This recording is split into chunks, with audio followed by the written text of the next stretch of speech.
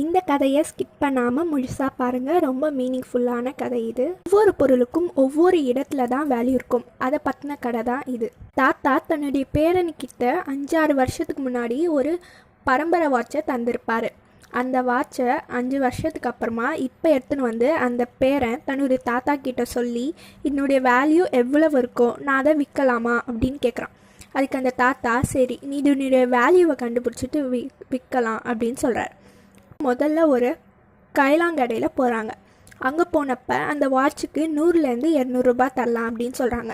ஒரு ஆன்டிக் ஷாப்புக்கு போகிறாங்க. அங்கே அந்த வாட்சுக்கு 200லேருந்து 300 ரூபாய் தரலான்னு சொல்கிறாங்க. கடைசியாக அவங்க ஒரு மியூசியத்துக்கு போகிறாங்க. ஏன்னா அந்த வாட்ச் ரொம்ப பழசு இல்லையா, சரி மியூசியத்துக்கு போய் கேட்கலாம் அப்படின்னு சொல்லிட்டு போகிறப்ப அங்கே போனப்போ அந்த வாட்ச் ரொம்ப பழங்காலத்து வாட்சுன்றதுனால அதுக்கு 1 லட்சம் வெறும் போகலாம் அப்படின்னு சொல்கிறாங்க. இந்த கதையிலேருந்து உங்களுக்கு என்ன புரிஞ்சுது அப்படின்றத மறக்காமல் கமெண்ட்டில் சொல்லுங்கள். மறக்காமல் என் சேனலை சப்ஸ்கிரைப் பண்ணிட்டு லைக்